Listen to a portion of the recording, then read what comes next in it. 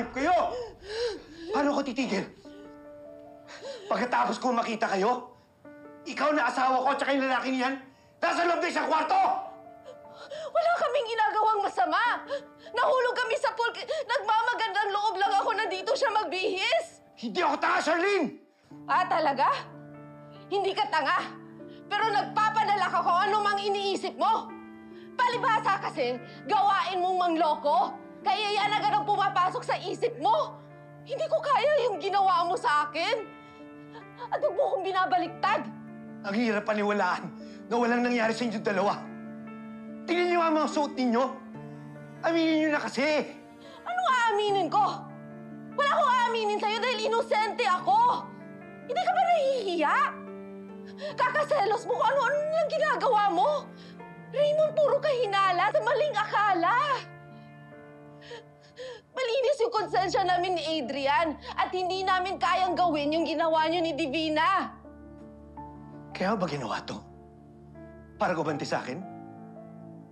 Gusto mong paramdam sa akin yung sakit na naramdaman mo nung nalaman mo yung tungkol sa amin ni Divina.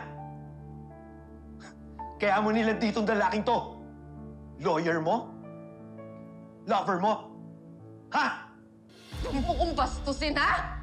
Wala kang karapatan ng bastusin ako at pagbibintangan lalo na wala namang katotohanan yung sinasabi mo. Raymond, huwag niyo kaming itulad sa inyo ni Divina na may ginagawang masama. Kung ayaw mo maniwala, di wag. Hindi ko na problema kung kasing dumi yung ginawa niyo ni Divina yung utak mo. At saka wala kang karapatan na saktan si Adrian. Wow! Talagang kinakampihan mo pa itong lalaking to, no? Alam mo, pagod na ako mag-explain sa'yo. Pwede ba umalis ka na? Ano gusto mong gawin ko? Tanggapin ko lahat ang sinasabi mo? Janine, iba yung naramdaman ko nung nakita ko kayong dalawang magsama. And when I was trying to explain myself before, hindi ka agad naniwala sa akin. Dahil magkaiba yung sitwasyon natin. Raymond, ako totoong niloko mo ako. Yung sa amin ni Adrian, nadadala ka lang, puro ka lang selos, duda, hinala na walang katotohanan. Alam mo, kung ayaw mo maniwala sa explanation ko, pwede ba umalis ka na? Dahil wala na tong sense yung explanation ko. Umalis ka na, please!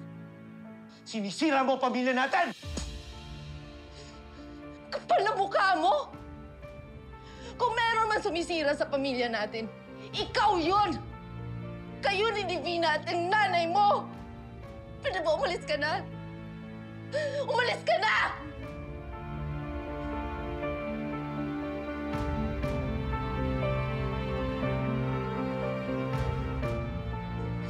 Iwan niyo ako, kaya ko yung sarili ko.